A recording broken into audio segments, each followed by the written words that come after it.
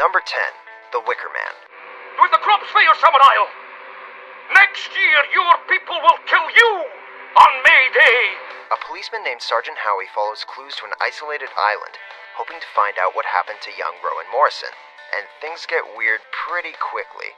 The people on the island, and even the girl's own mother, seem to want to prevent him from solving the mystery. In the name of God, woman, what kind of mother are you? It's only when Howie discovers a photograph of Rowan that he determines she's to be sacrificed for the good of the island's crops. Unfortunately, though Howie manages to free Rowan, his troubles are not over. Turns out he's actually the one earmarked for sacrifice by the pagans of Summer Isle. A shot of him, burning alive inside a huge Wicker Man statue, is the last we see of Sergeant Howie.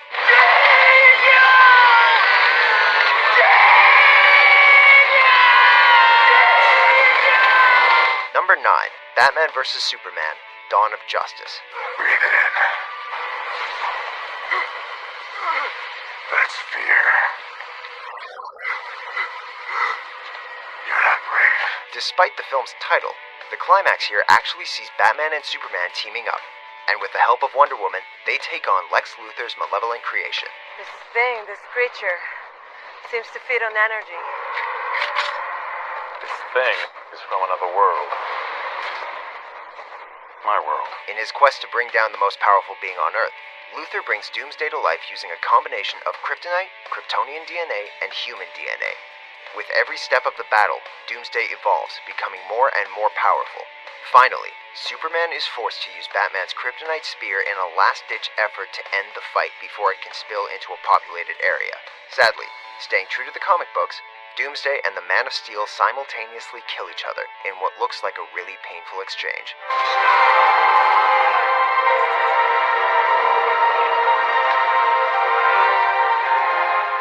Number 8, The Departed.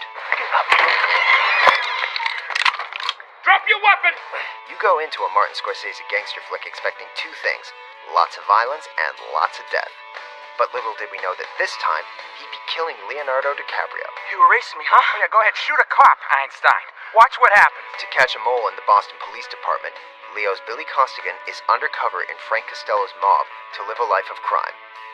We see many horrific things throughout the film, like beachfront executions, people going splat, and random severed hands. But nothing matches the split second in which Costigan is shot in the head by one of Costello's moles. It's the suddenness of the murder that lands it on this list. We barely have time to process it because it happens in the blink of an eye. Costello was gonna sell us to the FBI. It's you and me now, you understand? We gotta take care of each other, you understand? Number 7, Star Wars Episode 7, The Force Awakens. Han Solo. He means nothing to me. It was pretty obvious that Kylo Ren was going to be related to at least one beloved original trilogy character. That's Star Wars MO.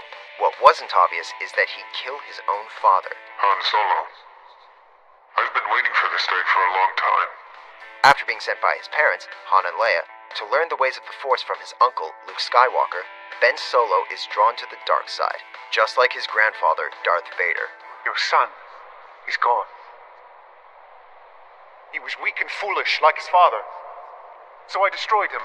During an emotional father-son reunion, it looks as if Ben, or Kylo, has seen the error of his ways. Will we ever learn?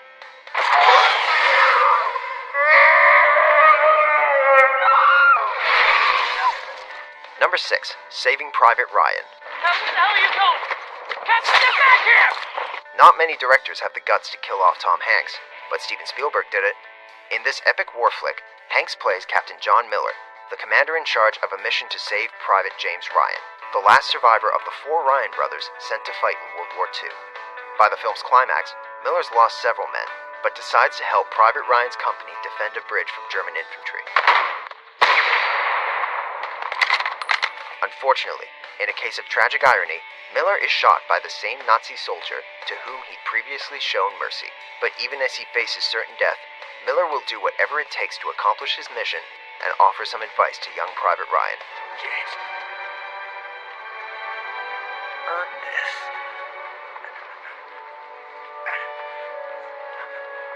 Earn it. Number 5, Boys Don't Cry. Leave him alone! Him? Boys might not cry, but we sure did during this gritty and emotional drama. Hilary Swank gives an Oscar-winning performance here as the young transgender Brandon Tina. After Brandon's so-called friends, ex-cons John and Tom, discover Brandon's secret, they viciously attack and rape him, then hold him hostage. But Brandon will not stay down, and he ultimately escapes and reunites with his girlfriend Lana. I just wanted to say I'm really sorry. Oh my God. What did they do to you? This, plus a healthy dose of alcohol, just fuels John and Tom's anger further, so the two criminals track Brandon down, intent on killing him. Depicting real-life events, this pulls on the heartstrings a little more than many movie deaths.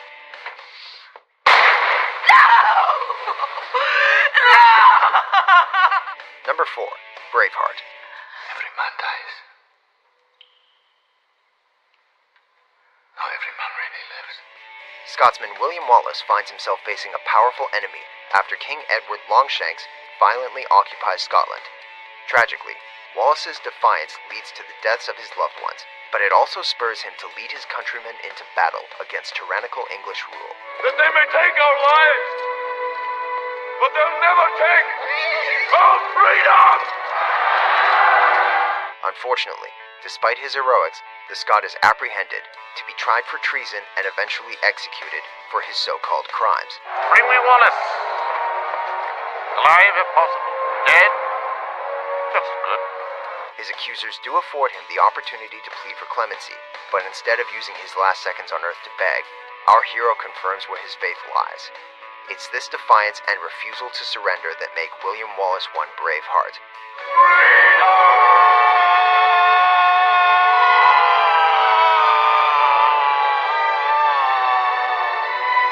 Number 3.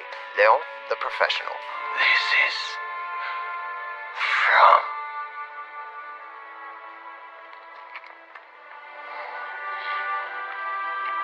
Matilda. 1 minute, Leon's a hitman with nothing to worry about except his plant. The next, he's a mentor to a 12-year-old girl whose family was slaughtered by the brilliantly psychotic and crooked DEA agent Norman Stansfield. Killed my brother. And you want to join him? As her guide, Leon teaches Matilda his cleaner ways, shows her how to use a gun, and shares his love of milk. Unfortunately, when Matilda reveals herself and her revenge plan to Stansfield, it leads the police right to Leon's doorstep. While Leon is wounded in the ensuing action, he does escape, only to be shot in the back by Stansfield.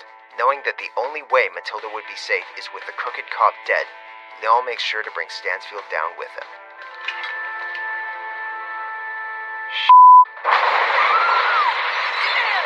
Number 2. Pan's Labyrinth. No!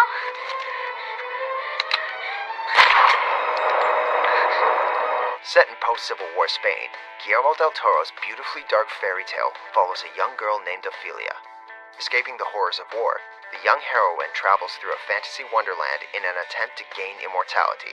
Encountering such terrifying villains as the Pale Man in the fantasy world and Captain Vidal in the real world, she makes her way through a plethora of trials and tribulations.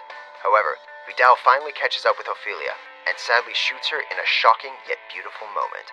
Don't worry though, our heroine gets the last laugh. Decidle a qué hora murió su padre. Decidle que yo... Ni siquiera sabrá tu nombre. Upon her death, she's transported to her fantasy realm, where she's named Queen, once and for all, escaping her brutal reality. Venid a mi lado y sentaos junto a vuestro padre, que tan largo tiempo os ha esperado. Before we unveil our number 1 dastardly pick, here are a few honorable mentions.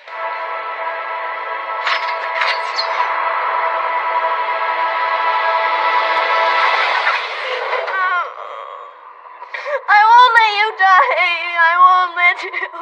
I'm gonna dream you into a beautiful dream. Number 1. Gladiator. Now that people want to know how the story ends, only a famous death will do. When Maximus Decimus Meridius is betrayed and his family slaughtered, he vows revenge on the man responsible. So, as a slave who's forced to entertain the masses as a gladiator in the Colosseum, he fights for his humanity, waiting for the day he can finally kill Commodus. He gets his chance when he's invited to battle the evil Emperor. Unfortunately, to give himself the upper hand, Commodus surreptitiously stabs Maximus before their duel. Smile for me now, brother. Despite being injured and eventually disarmed, our hero manages to thrust a knife into the throat of his opponent. Having lost everything and given all that he had, Maximus is finally free to be with his family. What he did in his life echoes in eternity. Go to them.